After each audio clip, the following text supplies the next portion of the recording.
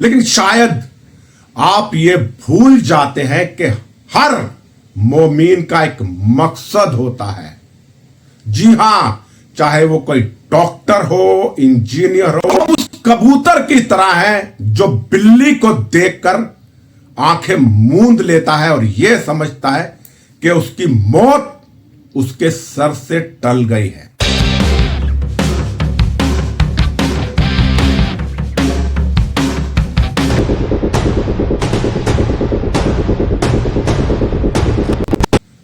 नमस्कार साथियों, कल शाम 6:55 पर लाल किले के सामने दिल्ली मेट्रो के गेट नंबर 1 पर एक बम ब्लास्ट होता है। एक आत्मघाती हमलावर यानी सुसाइड बॉम्बर वहां बम ब्लास्ट करता है। वो खुद ही नहीं मरता बल्कि अपने साथ 13 से ज्यादा निरपराध लोगों की हत्या भी कर देता है। ना जाने कितने ही मासूम लोग इस हमले में गंभीर रूप से घायल हुए। आंकड़ा बड़ा भी हो सकता है और किन्हीं कारणों से इन आंकड़ों को छुपाया जा रहा है। लेकिन आप जानते हैं इन हमलों के पीछे दोषी कौन है? दोषी है आप और हम, जो अपने आसपास की घटनाओं को देखकर भी अनदेखा करते हैं। हम उस कबूतर की तरह हैं जो बिल्ली को देखकर आंखें मूंद लेता है और यह समझता है कि उसकी मौत उसके सर से टल गई है। लेकिन सबसे पहले वह कबूतर बिल्ली का शिकार होता है जो आंखें मूंद लेता है, और जो कबूतर अपनी जान बचाने के लिए उड़ जाते हैं वह सारे कबूतर बच जाते हैं।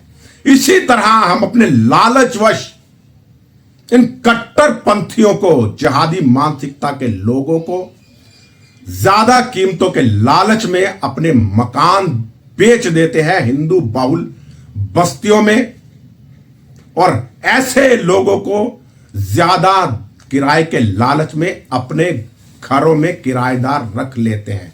लेकिन शायद आप ये भूल जाते हैं कि हर मोमीन का एक मकसद होता है। जी हां, चाहे वो कोई डॉक्टर हो, इंजीनियर हो, उपराष्ट्रपति तक पर बैठा हुआ व्यक्ति एक मकसद लेकर तैयारी कर रहा होता है। और यकीन मानिए, जब तक वह अपने मकसद में पूरा नहीं हो जाता, मरते दम तक वह चैन की सांस नहीं लेता। मैं कुछ प्रमुख नाम आपको गिनवा देता हूं। आप ओसामा बिन लादेन को भूले तो नहीं होंगे। एक आर्किटेक्ट इंजीनियर था, कोई छोटा मोटा नहीं, अरबों की प्रॉपर्टी का मालिक था, लेकिन उसका एक मकसद था। उसने सबसे दुर्दांत आतंकवादी संगठन बनाया जिसका नाम अल कायदा था। बाद में वो पाकिस्तान के एबटाबाद में अमरीकियों के द्वारा मारा गया। उसके बाद जो अल कायदा का चीफ बना, doctor al Zawahiri, MBBS doctor, वह भी डॉक्टर था, बहुत पढ़ा लिखा हुआ था। और कल की घटना को अंजाम देने वाले और फरीदाबाद में जिनके घरों से विस्फोटक बरामद हुए हैं, ये सब भी कोई अनपढ़ नहीं थे, पढ़े लिखे थे और MBBS के डॉक्टर थे।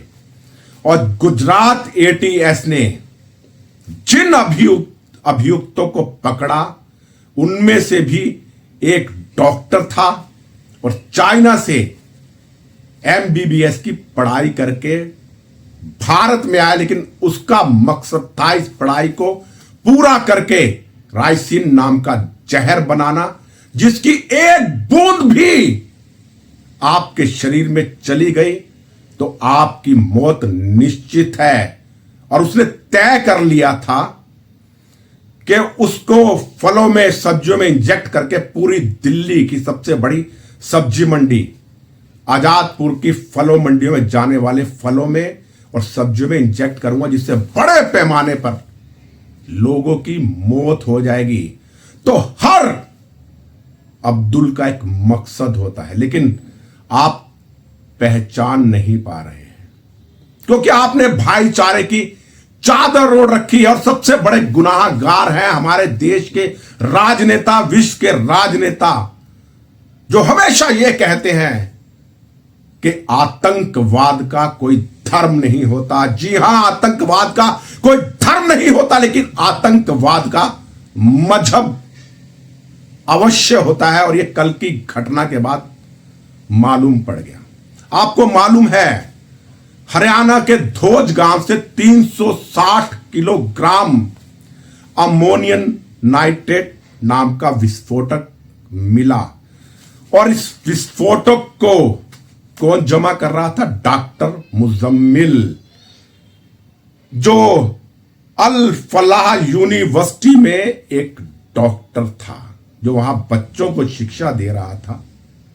अब बच्चों को यह क्या शिक्षा दे रहा था? जो खुद बम बना रहा था। तो बच्चों को कैसी शिक्षा दे रहा होगा, ये आप भली भांति समझ सकते हैं। लेकिन हम हिंदुओं ने सेकुलरिज्म की एक चादर ओढ़ रखी है, धर्मनिरपेक्षता एक चश्मा पहन रखा है। आज भी हमें पढ़ाया जाता है गंगी यमुनी तहजीब, आज भी मुस्लिम आक्रांता को महान बताया जाता है उत्तर प्रदेश के सरकारी स्कूलों के पाठ्यक्रम में 7वीं कक्षा के बच्चों को। और उधर वैष्णो देवी में जो वैष्णो मंदिर श्राइन बोर्ड ट्रस्ट के द्वारा मेडिकल कॉलेज बनाया गया है, वहां 50 सीटों में 42 सीटें मुस्लिम छात्रों के लिए आरक्षित हैं, केवल 7 सीटें हिंदू छात्रों के लिए आरक्षित और 1 सीट सिख छात्र के लिए। जब ये कश्मीरी भटके हुए नौजवान एमबीबीएस डॉक्टर बनेंगे पढ़ाई कर कर, तो सोचो ये क्या बनेंगे। क्या ये श्राइन बोर्ड जो हमारे पैसों से वैष्णो देवी माता के मंदिर में चढ़ावे से हिंदुओं के सनातनियों के पैसों से चलता है, उसमें इन मुसलमानों को आरक्षण क्यों दिया जा रहा है? और आज भी कोई राजनेता, कोई एजेंसी खुलकर नहीं बोल रही है। सबके लिए मजहब विशेष के यानी मुसलमान जिम्मेदार हैं। आज भी उन्हें अल्पसंख्यकों में विशेष अल्पसंख्यक का दर्जा दिया गया है। सबसे ज्यादा सुविधाएं उन्हीं को दी जा रही हैं। आज भी सिलमपुर, जाफराबाद वगैरह सब तरफ से बगैर परमिट की रात को बसें चलती हैं, जिसमें अवैध असला जा रहा है या विस्फोटकों से सामान बाहरी गांवों से आ रहा है। कोई नहीं, सब दिल्ली पुलिस की मिली भगत से हो रहा है। मैं आपको दिखा दूंगा कबीर नगर, करदमपुरी, जाफराबाद, चौहान बांगर, पूरी रात बगैर परमिट के, बगैर लाइसेंसों के प्राइवेट बसें चलती हैं। हर सामान उनमें ढोया जाता है। लेकिन दिल्ली पुलिस चैन की बंसी बजा रही है। अब इसमें जब तफ्तीश करेगी तो अपने गाल थपथपाएगी कि हमने अभियुक्तों को पकड़ लिया। और उसी हरियाणा के गांव, मैं आपको बता रहा हूं, गांव तगा फतेहपुर में 2900 किलो अमोनियम नाइट्रेट बरामद हुआ। यह गांव किसी मुसलमान का नहीं था, यह घर किसी हिंदू का था और एक सुनसान जगह पर बना हुआ था। लेकिन ज्यादा किराए के लालच में उस हिंदू मालिक ने यह नहीं सोचा कि एक डॉक्टर इस सुनसान जगह पर तुम्हारा मकान किराए पर ले रहा है, तो क्यों ले रहा है? बस उसे ज्यादा किराए का लालच नजर आया और उसने अपना मकान किराए पर दे दिया। लेकिन यही अगर विस्फोटक पूरी दिल्ली में फैल जाते और उधर बागेश्वर धाम सरकार की यात्रा निकल रही है, हिंदू जोड़ो यात्रा, अगर ये विस्फोटक वहां पहुंच जाते तो लाखों लोग मारे जाते एक ही दिन में। ये तो सुरक्षा एजेंसियों ने समय रहते 3000 किलो से ज्यादा के विस्फोटक को बरामद कर लिया। सोचिए, इतना बड़ा विस्फोटक दिल्ली और फरीदाबाद में आ जाता है, लेकिन दिल्ली पुलिस, हरियाणा पुलिस को कोई खबर नहीं। ये तो शुक्रिया अदा करूंगा आईबी का और बड़ी हमारी एजेंसी का, जिन्होंने समय रहते पता लगा लिया। लेकिन कहते हैं ना, सुसाइड बॉम्बर को कोई नहीं रोक सकता। जिसने मरने की ठान ली है वो बहुत बड़ी तबाही ला सकता है, और यही किया है उमर मोहम्मद शकील ने। यह कश्मीर का रहने वाला और डॉक्टर है, लेकिन किस तरह खुद मरा और कितने बेगुनाहों को अपने साथ ले गया। क्योंकि मैंने पहले भी बताया कि हर मोमिन, हर अब्दुल का एक मकसद होता है, और जब तक वह अपने मकसद में कामयाब ना हो जाए, चाहे वो लैंड जिहाद का मकसद हो, लव जिहाद का मकसद हो, चाहे आतंकवाद का मकसद, और जब तक उनकी आसमानी किताब में लिखा है वो अपने मकसद में कामयाब नहीं होगा, वह जन्नत का अधिकारी नहीं होगा, उसको 72 हुरें नहीं मिलेगी। और इसी जन्नत की चाह में 72 हुरों के लालच में जीभ लपलपाते हुए सूरों की तरह ये अपनी जान दे देते हैं। लेकिन इनको नहीं मालूम किसका उनका आसमानी आका भी इससे खुश नहीं होगा, वो भी इनको दोजख में भेजेगा, यानी जहन्नुम में भेजेगा, और नरक की आग में ये लाखों वर्ष जलते रहेंगे। बहुत शर्म की बात है हमारे देशवासियों के लिए। इसलिए कहता हूं, आंखें खोलो, अपने आसपास हो रही संदिग्ध गतिविधियों की सूचना अपने नजदीकी थानों में दो, LIU वालों को दो जो आपके मोहल्लों में घूमते रहते हैं, अपने बीट ऑफिसर को दो, तभी आप सुरक्षित रह पाएंगे। अन्यथा भारत में जिस तरह ये गजवाए हिंद का ख्वाब पाले बैठे हैं, आप बच नहीं सकते।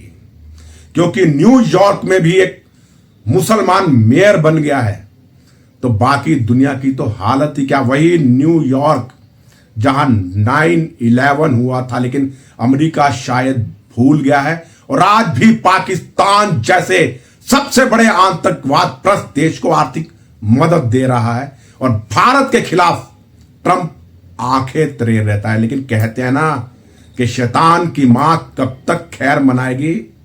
अभी तो केवल 9/11 हुआ था, इससे बड़ा भी हमला आपके देश में होगा, तब शायद अमरीकियों को अक्ल आएगी, और वो भी एक दिन कहना शुरू कर देंगे कि वाकई आतंकवाद का मजहब होता है, और वो मजहब कौन सा है ये सब आप जानते हैं।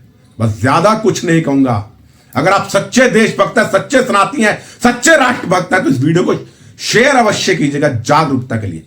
बस इसी के साथ अपनी वाणी को विराम देता हूं। मैं राजेश भसीन, संवाद नेशन के साथ। जय हिंद, जय भारत, वंदे मातरम।